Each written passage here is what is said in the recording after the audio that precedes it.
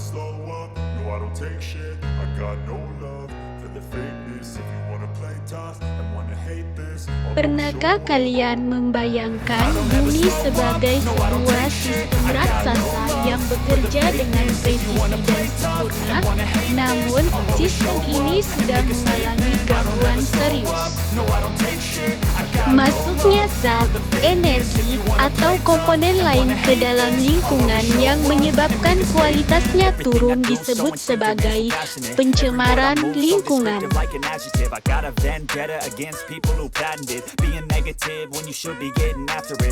Tapi, apakah semua perubahan disebut sebagai pencemaran? Mari kita berpikir kritis. Apa itu pencemaran? Apa saja jenis-jenis pencemaran? Dan bagaimana penanganan pencemaran?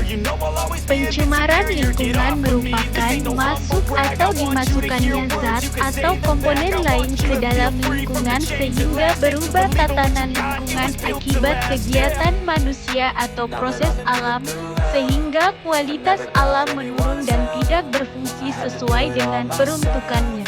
Pencemaran lingkungan terbagi atas pencemaran udara, pencemaran tanah, pencemaran air, dan pencemaran suara. Ayo kita mengenal lebih dekat dengan keempat jenis pencemaran tersebut. Pertama, pencemaran udara. Setiap hari, kita terbiasa melihat kepulan gas buangan dari jutaan kendaraan. Namun, tahukah kalian pemandangan ini adalah tanda dilepaskannya partikel asing yang mengubah komposisi alami atmosfer kita secara drastis. Mari kita bedah bagaimana aktivitas ini menjadi pemicu utama pencemaran udara. Gas-gas yang dilepaskan mengandung zat kimia berbahaya seperti karbon monoksida yang tidak berwarna namun mematikan, serta nitrogen dioksida dan sulfur dioksida yang memicu terjadinya hujan asam. Saat zat-zat ini berkumpul di atmosfer dalam jumlah besar, mereka menciptakan lapisan yang memerangkap panas matahari di bumi. Fenomena inilah yang kita kenal sebagai efek rumah kaca yang menyebabkan pemanasan global. Selain itu, partikel debu halus dalam asap dapat menembus jauh ke paru-paru hingga masuk ke aliran darah. Selanjutnya adalah pencemaran tanah. Tanah merupakan bagian penting dalam menunjang kehidupan makhluk hidup di bumi. Tanah menjadi fondasi vital yang menyediakan nutrisi esensial agar tumbuhan dapat tumbuh serta menopang seluruh rantai kehidupan di atasnya. Mengingat rantai makanan bermula dari tumbuhan yang menghidupi manusia dan hewan, sudah sepantasnya kita melindungi tanah dari polusi. Dengan menjaga kesuburan tanah, kita turut memastikan kelangsungan hidup seluruh makhluk hidup. Namun saat ini tanah mulai tercemar akibat perilaku manusia yang tidak bertanggung jawab, sehingga menimbulkan pencemaran tanah. Pencemaran tanah adalah masuknya benda asing yang ditambahkan di suatu area sehingga menyebabkan kualitas tanah di area tersebut menurun atau membahayakan makhluk hidup yang memanfaatkan tanah tersebut. Pencemaran tanah dapat disebabkan oleh limbah domestik, limbah industri, dan limbah pertanian. Pencemaran tanah sering disebut sebagai silent crisis, karena dampaknya tidak selalu terlihat secara langsung seperti asap hitam di udara. Polutan tidak bisa terurai masuk ke dalam pori-pori tanah dan merusak tatanan biologis di dalamnya. Selanjutnya adalah pencemaran air. Air merupakan sumber daya alam dan kebutuhan hidup terpenting di planet bumi. Tanpa air, berbagai proses kehidupan tidak dapat berlangsung. Air merupakan nadi kehidupan. Namun, apa jadinya jika nadi ini teracuni?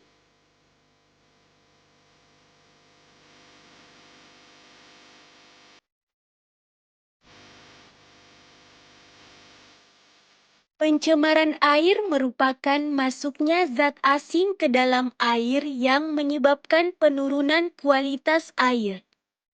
Tahukah kalian, hanya kurang dari 1% air di bumi yang bisa dikonsumsi, dan jumlah yang sedikit ini sedang terancam. Lantas, dari mana datangnya ancaman tersebut? Jawabannya ada pada kebiasaan buruk yang telah kita anggap wajar dalam kehidupan sehari-hari. Lihatlah di sekeliling kita, busa deterjen dari cucian rumah tangga, tumpukan sampah plastik di bantaran sungai, hingga sisa pupuk dari lahan pertanian merupakan polutan nyata yang kita temui setiap hari. Semua zat ini menumpuk di air, menciptakan bom waktu bagi lingkungan kita. Apakah kita akan terus diam menunggu hingga bom itu meledak? Atau mulai bergerak sebelum tetes air terakhir benar-benar menjadi racun bagi kita semua? 1% itu adalah nyawa kita. Sudah saatnya kita berhenti memperlakukan sumber kehidupan yang terbatas ini sebagai tempat pembuangan. Selanjutnya adalah pencemaran suara. Pencemaran suara merupakan gangguan lingkungan berupa bunyi yang tidak diinginkan muncul secara terus-menerus dan melampaui ambang batas pendengaran manusia. Contohnya yaitu suara klakson kendaraan di tengah kemacetan, bahkan suara musik yang terlalu keras melalui headphone-mu bisa membuat polutan bagi kesehatan pendengaran. Pencemaran suara dikelompokkan menjadi kebisingan impulsif seperti suara petir, kebisingan impulsif kontinu seperti suara ketukan palu berulang, kebisingan semi kontinu seperti suara kendaraan yang lewat, dan kebisingan kontinu seperti suara deru mesin pabrik. Ayo kita lihat contoh pencemaran di lingkungan kita. Lihatlah bukit sampah ini. Ini menggambarkan kegagalan kita mengelola limbah di TPA Antang Makassar. Ini adalah polusi ganda. Cairan beracun atau lindi meresap meracuni air tanah kita, sementara gas metana dari pembusukannya memanaskan atmosfer bumi. Ini adalah kombinasi pencemaran air, tanah, dan udara sekaligus. Jika sampah adalah tanggung jawab kita, apa perubahan terkecilmu? Bayangkan jika 1.000 orang Makassar mulai memilah sampah. Hari ini, kita menghentikan produksi lindi dan metana secara massal.